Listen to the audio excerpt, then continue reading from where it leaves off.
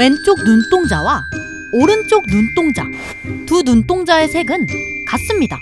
못 믿으시겠다고요?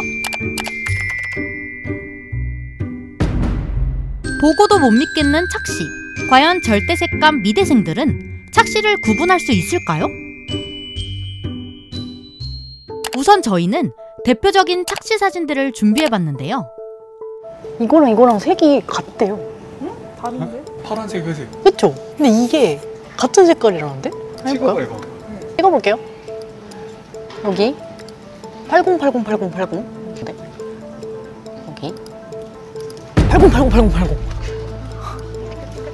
믿을 수 없어 두 눈동자 색을 이어봤더니 정말 똑같았습니다. 다음은 하트 착시. 하트는 이거 보라색, 노란색. 저도. 파란색, 노란색.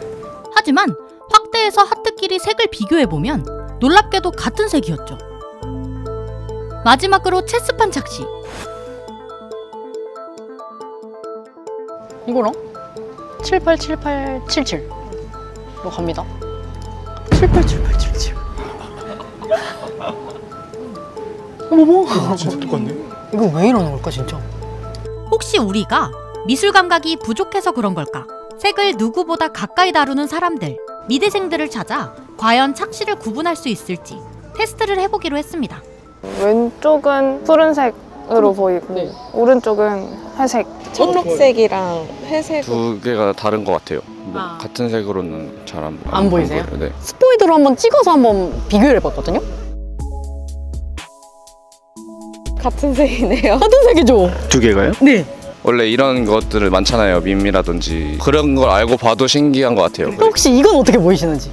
노랑이랑 빨강. 붉색, 요거는 약간 다홍색. 노란색으로 보이고 오른쪽은 붉은색. 이것도 어디를 찍어볼까요? 이쪽을 한번 찍어볼까요? 이것도 같은 색입니다. 근데 이렇게 봐도 다른 색 같아요. 뭔가 이렇게 달라지고 있는 것처럼 보여요. 그라데이션 되는 것처럼 보여요. 신기해요. 그리고 여기 줄에 그라데이션이 생긴 것 같아요. 이게 어떻게 같냐고요? 네. 이게 어떻게 같냐고요? 눈이 솟고 있다는 게 확실히 느껴지네요. 이어서 하트 착시 사진을 보여줬는데요. 약간 마젠타, 네. 여기는 코랄?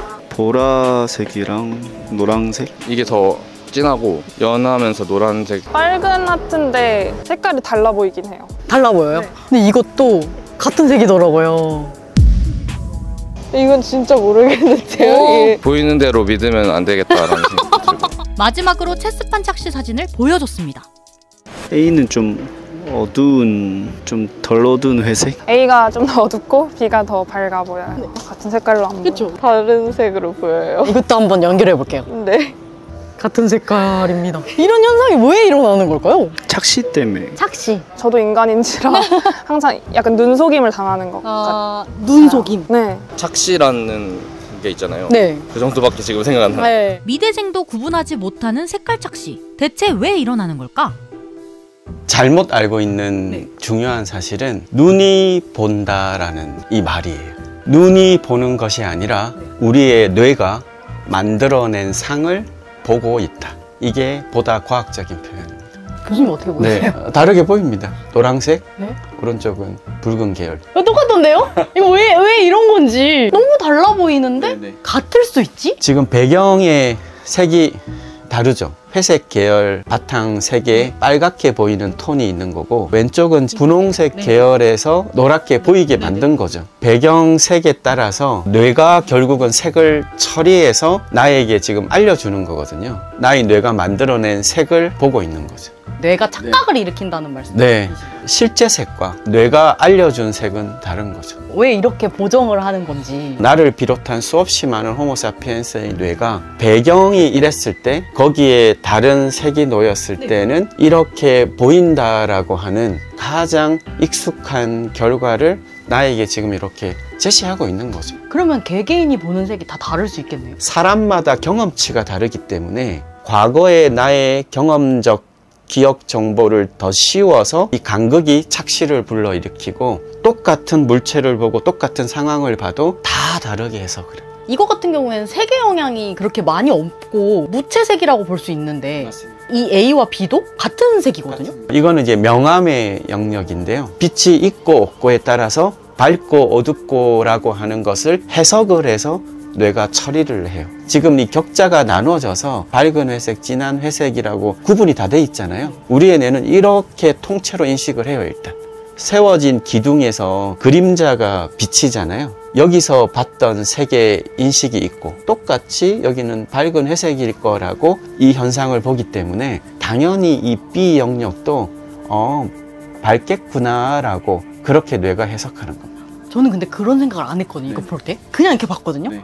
그러면 저도 모르게 뇌가 여기야 밝고 여기는 그림자가 그럼요. 져서 어둡고 이렇게 네네. 처리를 하고 있다는. 네네. 저랑 따로 놀고 있네요, 그러면. 네. 그렇죠. 그냥 뇌를 너무 믿으면 안 됩니다. 우리를 항상 속이고 있기 때문에. 다른 유형의 착시가 어떤 것들이 더 있는지도. 공간 착시는 원근법이 적용된 입체로 해석을 하니까 저 뒤에 있는 선은 멀리 있다고 보는 거죠. 이거는 가까이 있는 선이라고 보는 거죠. 멀리 있는 선이라고 뇌가 생각하다 보니 당연히 사이즈는 다를 거라고 본 거죠. 근데 실제는 이렇게 꺼우면 똑같죠. 착시를 만드는 이 과정입니다.